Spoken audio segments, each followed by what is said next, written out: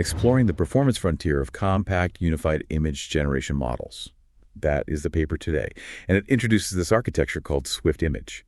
So we are jumping straight into how this paper basically dismantles this massive assumption in the industry right now that you need, I don't know, a 20 billion plus parameter model to get state-of-the-art unified image generation and editing. Because the team behind this, they built a 6 billion parameter model. And they even have a structurally pruned 3 billion parameter version. And it's all a single stream diffusion transformer. Right, a single DIT. Yeah, and it handles text to image, it does single image editing and multi-image editing all within one single set of weights. And it's matching or even beating those massive open source models out there. And they only use 243,000 GPU training hours. Which is incredibly efficient. It's wild. And here on AI Paper Slop, our mission for this deep dive into the paper and the supplementary technical logs is to understand their secret sauce, which is basically this highly structured engineering pipeline. They use progressive curriculum training, parallel expert reinforcement learning, multi-teacher on-policy distillation, and this really cool decoupled prompt enhancer to handle the complex reasoning. So let's get into it. Yeah, I mean, the foundation of that entire pipeline is really what makes all this efficiency physically possible, because a clever training curriculum, it means absolutely nothing if the underlying architecture just can't process the data fast enough. Right, it just bottlenecks. Exactly. So the researchers made this really deliberate shift to a parallel single-stream diffusion transformer, or DIT, and that fundamentally changes how the parameters interact during a forward pass. Because in a standard transformer block, you compute your multi-head attention, right? Right. And you wait for that. And once that is entirely finished, you pass that output sequentially into your feed-forward network, the MLP. Okay, so it's step one, then step two. Right. And that sequential processing creates a massive memory bottleneck. So what the parallel single-stream DIT does is it forces the attention and the MLP computations to happen simultaneously. Oh, simultaneously. Yeah. Which I guess opens the door for operator fusion at the hardware level, right? Like at the GPU level. Yep, exactly. Because fusing the projection matrix multiplications, that seems to be where they pull that like 10% inference speed up from. Yeah, it's a huge gain. I mean, it's like they realized their house was too small, but instead of buying a massive mansion, scaling up to 20 billion parameters, they just decided to knock down all the interior walls to make the living room huge. They take the query, key, and value projections and fuse them directly with that first MLP linear transformation. Yeah, they just combine the operations. Right. And then on the back end, the attention output projection is fused with the second MLP transformation. So it just heavily reduces the memory read-write operations on the GPU, which are usually the real bottleneck anyway, right? Yeah. Rather than the raw FLOPs. Exactly. I mean, slashing that memory bandwidth overhead by 10% and doing it with almost zero penalty to generation quality, it just gives them a massive computational runway.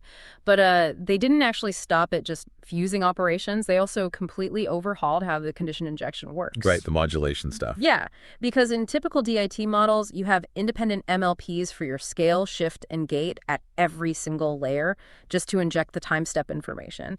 And those independent MLPs, they act as this massive parameter sink. I mean, they easily eat up 20 to 30% of your total parameter count just to manage those scalar conditions. Wow. Just for the time step. Yeah, it's horribly inefficient.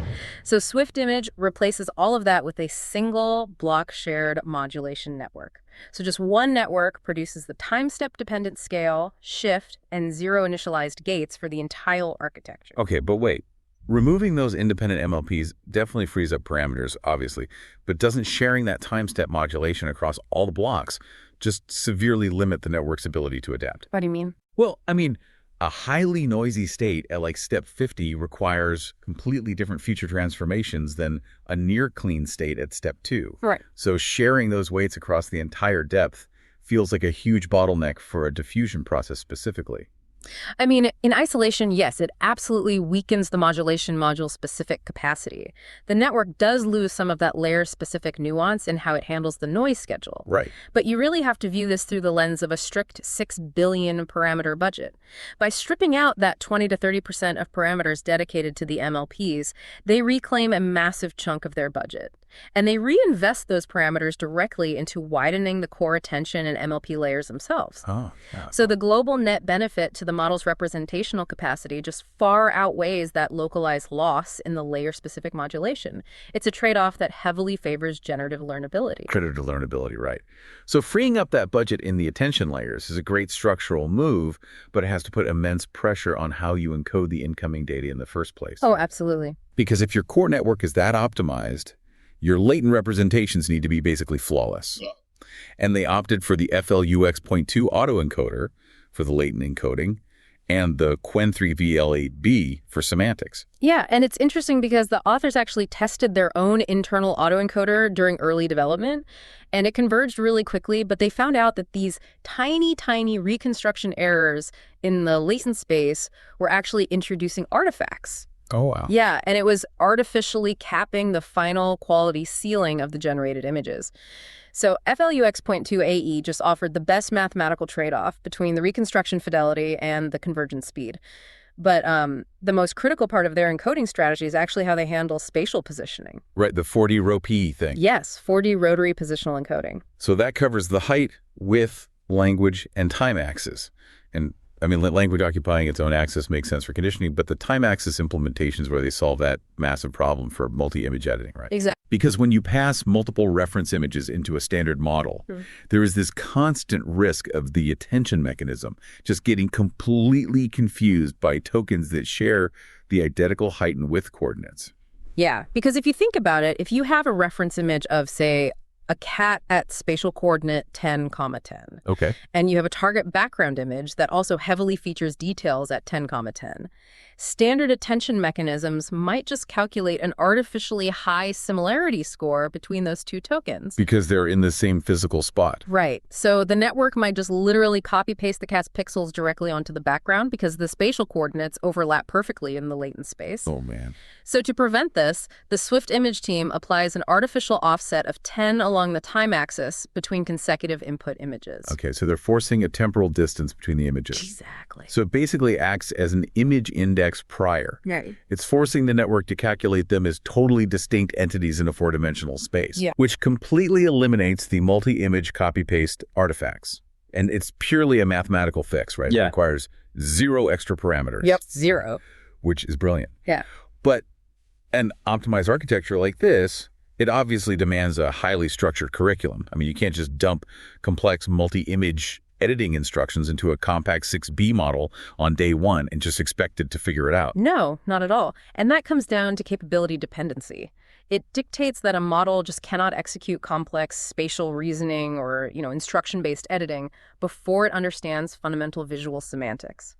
So the training pipeline is meticulously staged to build that foundational knowledge first. Right. They do this initial 500,000 steps, and it's restricted exclusively to low-resolution 256-pixel text-to-image data. 256, okay. Yeah. There is absolutely no editing data introduced in this phase at all. The sole objective is just establishing broad world knowledge and basic text alignment. Right. So only after they scale the resolution up to 512 pixels do they begin to kind of slowly introduce the joint text-to-image and editing data. And from there, they transition into what they call the continual pre-training phase, or CT. And that pushes the resolution up to dumbbell and 24 pixels. But this phase has to introduce a massive processing challenge because the data distribution is heavily annealed, right? They start prioritizing high aesthetic visual quality. Which is tricky. Yeah, because that means mixing short text-to-image prompts with incredibly dense, highly specific editing instructions in the exact same training run. Yeah, and processing those vastly different sequence lengths using standard batching, it just leads to disastrous computational weight. Right, because of the padding. Exactly. If you batch a 10-token text-to-image prompt with a 500-token multi-image editing instruction, you literally have to pad the short prompt with 490 LT tokens just to make the tensor dimensions match in the GPU. So you end up dedicating all these GPU cycles to multiplying zeros. Yes, it's terrible. So Swift Image utilizes task-routed sequence packing to totally bypass this. They seamlessly pack multiple short sequences together into a single contiguous block to perfectly fill up the context window. And to prevent cross-contamination between those packed sequences, they apply custom attention masks, right? Right. So the tokens from prompt A literally can't attend to the tokens from prompt B, even though they are being processed in the exact same GPU operation. Yep, it isolates them. Which gives them native support for arbitrary aspect ratios and completely unrestricted prompt lengths without wasting a single FLOP on padding. It's super elegant. But wait, here's where it gets really interesting to me. There's a glaring risk in this CT phase. When they heavily anneal the data, right, shifting from the broad, messy web data to highly curated professional data to improve the aesthetics, don't they risk catastrophic forgetting? I mean, filtering out the noise usually means you lose all that weird long-tail knowledge. Does it just forget what a weird 1990s vacuum cleaner looks like? I mean, yes, blindly filtering a dataset based on aesthetic scores basically always destroys long-tail semantic coverage. But the Swift Image team mitigates this by leveraging VLM-based hierarchical semantic labels. Okay, how does that work? So they run a vision language model over the entire data set to categorize it into this massive taxonomy. And then they explicitly rebalance and resample the high-quality data according to that specific taxonomy. Oh, I see. So if an obscure concept, say a specific type of industrial machinery like your vacuum cleaner example, if that is rare in the high aesthetic pool, the sampling algorithm aggressively upweights it. So the model artificially retains its long-tail semantic coverage, while the baseline for the visual fidelity is just universally raised across the board. That's really clever. So establishing that high-fidelity baseline creates a highly capable, supervised, fine-tuned model. Yeah. But pushing it to state-of-the-art on human preferences, right. Optimizing for specific aesthetic styles, flawless text rendering, precise reference consistency, all of that requires reinforcement learning. Right. RL is the next step. And applying RL to a unified multitask compact model introduces what they call the seesaw problem. Yeah. Gradient interference is basically the fatal flaw in mixed task RL. If you use a single policy to optimize conflicting objectives, the gradients will literally fight each other in the latent space. Like physically cancel each other out. Essentially, yeah. Okay. Optimizing the weights to make a scene look hyper-stylized and, aesthetically pleasing will often pull the network in a direction that structurally degrades its ability to precisely preserve the identity of a reference image. So one capability goes up, the other goes down. Yeah. Like a seesaw. Wow, okay. So the solution they came up with is Parallel Expert RL. They use the Diffusion NFT framework to train completely separate policies in parallel. So they spin up a dedicated text-to-image expert, a general editing expert, and several domain-specific editing experts, all separate. And they grade these parallel experts using multi-dimensional rewards, right? Right. To ensure objective improvement. Because instead of just asking a reward model if the image looks generally good, which is basically a vibe check, they use ArcFace. Right. ArcFace is great for this. Which maps facial features into a highly precise mathematical latent space. So it calculates the exact cosine distance between the reference face and the generated face. It is injector mathematical grade on identity preservation. Yep. And then for text, they use PPOCR v6 to run an optical character recognition loop. So it's checking the exact pixel topology to ensure the model actually spelled the requested words correctly. Exactly. And isolating these objectives allows the experts to reach their theoretical maximums without any of that gradient interference we talked about. But obviously, eventually, you have to unify them. Having 5 different expert models completely defeats the purpose of a compact, unified architecture. Right, you can't just ship 5 models. No.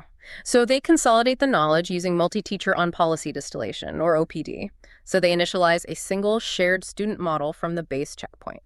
And as the student generates diffusion trajectories, it calculates the divergence between its own predictions and the predictions of the specific expert teacher that's matched to that domain. Okay, so the student essentially learns to mimic the score functions of multiple specialists, depending on what the task prompt is. Yes. So what does this all mean? It's kind of like training a triathlete. Instead of having one coach screaming conflicting advice about swimming, biking, and running all at the exact same time, you send the athlete to 3 specialist coaches. The swimming coach optimizes pure hydrodynamics, the running coach optimizes stride efficiency, and only after the skills are perfected in isolation do you carefully synthesize those distinct techniques back into the single athlete's muscle memory. That is a perfect analogy, because specializing the conflicting objectives first and then consolidating them later through distillation, that's what creates a robust unified policy. Right. However, even with perfect RL optimization, forcing a 6 billion parameter visual backbone to interpret complex spatial reasoning, decipher ambiguous user intent, and draw the high-fidelity pixels is computationally inefficient. It's just asking too much of it. Yeah. Asking the DIT to figure out the logic of a complex request eats up parameter capacity that should be dedicated strictly to rendering textures and lighting. And this is where the decoupled prompt enhancer, or PE, fundamentally shifts the architecture, because it acts as an agentic layer separating the high-level intent from the low-level rendering. The PE intercepts the user prompt before the visual model ever even sees it. Right. So if the prompt is a simple text-to-image request, it just structures it. But if the task involves complex layout planning or domain-specific constraints, the PE initiates a think trace. Very similar to how LLMs reason. Exactly. It reasons through the logic, plans the spatial layout, and outputs a highly structured, refined prompt.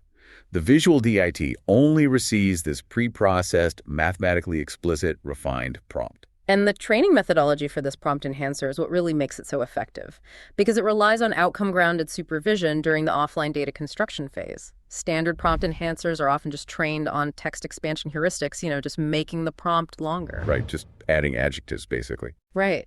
But the Swift Image PE is trained on target images. A vision language model analyzes the actual solved visual plan, basically the final correct image, and it teaches the PE how to write the specific logical constraints that would yield that exact pixel arrangement. So the text generation is physically grounded in visual reality. Oh, wow. And to refine it further, they utilize Group Relative Policy Optimization, or GRPO, which is huge because standard RLHF algorithms like PPO require a completely separate value network to estimate the baseline reward, which just eats up massive amounts of memory during training. Yeah, PPO is super heavy. But GRPO bypasses the value model entirely. It samples a group of different refined prompts for the same input and normalizes the rewards relative to that specific group. And the reward mechanism itself is dual-layered, right? There is a rewrite text reward, ensuring the PE captures all the required constraints, but more importantly, there is an image reward. Yes. The image reward is what physically grounds the RL loop. They plug the frozen Swift image DT into the GRPO pipeline as the environment itself. Oh, that's wild. Yeah. So the prompt enhancer writes a refined prompt, the frozen DIT renders it into pixels, and then the reward model grades the final image. So the language model is directly optimized based on the actual visual output it induces. Okay, but wait. Offloading the layout planning and the intent interpretation to this agentic layer, it kind of raises an interesting architectural question for me.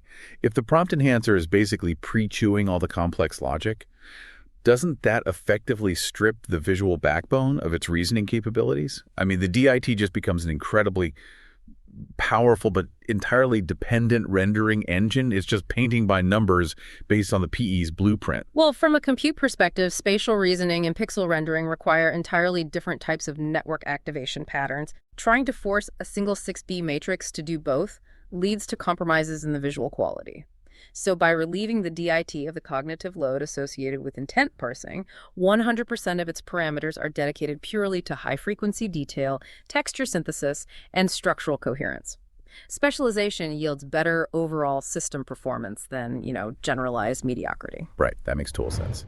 Which is exactly why this 6B framework competes with proprietary models 5 times its size on benchmarks like GDIT, Reedit, and CPI Practical. Oh yeah, it punches way above its weight. Yet, the researchers still viewed the 6B model as too heavy for ultimate deployment efficiency. They push compression along 2 distinct vectors, parameter reduction and step reduction. So the parameter reduction relies on structural pruning. They take the 6B model and violently cut the attention heads from 32 down to 24, resulting in a 3 billion parameter model. Yeah. I mean, severing 25% of a model's parallel processing pathways usually causes a complete catastrophic collapse in generation quality. It's usually lobotomy, yeah. Most research teams attempt to recover from that kind of structural pruning with a brief, superficial fine-tuning phase just to stabilize the severed connections. But the Swift Image team rejected that approach entirely. What did they do instead? They took the heavily pruned 3B model and forced it all the way back through the continual pre-training curriculum. They treated it like a newly initialized network, and they used the frozen 6B model as a teacher to supervise its velocity predictions across the entire diffusion trajectory, basically forcing it to organically relearn the latent representations. And the result is staggering. When paired with the API-based prompt enhancer, this prune 3B model ranks 4th overall against every tested model on the market. It completely healed the architectural damage caused by the pruning phase. It's incredibly resilient. And the second vector of compression addresses inference latency. because a standard diffusion process requires around 50 sampling steps to generate a high-quality image. They needed to compress that down to just 8 steps using distribution matching distillation, or DMD. Right. And DMD trains a student model to match the score function of a teacher model while minimizing a divergence metric.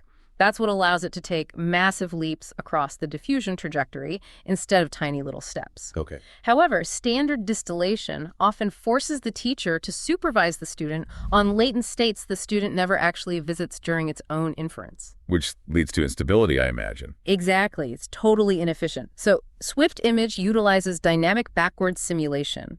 They randomly sample step budgets, like say 4, 8, or 16 steps, and they partially unroll the student from pure noise. Okay, so by unrolling the student, they expose it to its own accumulated errors. The student generates a trajectory, making mistakes along the way, and the teacher model calculates the optimal correction from that specific error-injected state. Yes, exactly. But the critical innovation here is the stopping condition, right? They only re-noise the state up to the backward simulation stopping point. Yeah, because if the student model has already mastered the high noise states that define the global structure and, the broad layout of the image, the teacher doesn't waste computational cycles supervising those states again. It just focuses on the details. Right. The stopping distribution heavily favors lower noise states. So this forces the network to concentrate its distillation capacity purely on high-frequency refinement, lighting, fine texture details, which are traditionally the absolute hardest elements to preserve in few-step models. Right. They usually look kind of smooth and plasticky. But the efficacy of this distillation pipeline becomes undeniable when you look at the final metrics for the Swift Image 6B Turbo, because this turbo model, operating on just a few steps, actually achieves a stronger aggregate editing performance than its own multi-step teacher. The 8-step turbo model scores a 4.20 on the Pri benchmarks, while the 50-step teacher scored a 4.16. Which is insane. Surpassing the teacher in aggregate editing proves that their specific sequence of distillation isolated the capabilities perfectly. By separating the text-to-image distillation from the editing distillation and then merging them using that few-step multi-teacher OPD, they completely bypassed the gradient interference that usually destroys prompt adherence in fast sampling models. Wow. Yeah, so all the nuanced gains introduced by those parallel RL experts we talked about, they were entirely preserved in the compressed 8-step model. That is just incredible. The engineering pipeline detailed in this paper provides such a strict blueprint for the future of compact models. The core technical takeaways are definitive. First, data must be treated as a dynamic capability curriculum. You evolve the data distribution strictly as the model's physical capabilities mature. Second, structural architecture has to prioritize generative learnability over isolated component strength, fusing operations and sharing modulations to basically feed the core attention mechanism. And third, specialization must precede consolidation. Conflicting multitask objectives require parallel expert policies that are distilled back into the unified weights later. Exactly. And the underlying philosophy driving all of these technical choices is just that static datasets and monolithic training runs are deeply inefficient. The authors continually adapt the training distribution based on the model's current capability state, using the VLM taxonomies and dynamic backward simulation to focus only on the exact latent weaknesses present in that specific training epoch. Which raises a really fascinating question about the immediate future of ML engineering. If optimal training requires matching the data distribution to the model's instantaneous capability state, we might be approaching the end of static datasets entirely. Think about that. Instead of downloading a massive prepackaged 5 terabyte text or image corpus, future foundational models will probably be trained in purely dynamic environments. That would be a paradigm shift. Right. The data curriculum will autonomously morph in real time, synthetically generating or dynamically resampling data to instantly target whatever structural or semantic weaknesses the model exhibits at that exact millisecond. Yeah. The dataset itself basically ceases to be a static archive, and it becomes an active, moving target engineered purely to accelerate convergence. It's wild to think about. But that's all for this deep dive. Thanks for tuning into AI Paper Slop, and we'll catch you on the next one.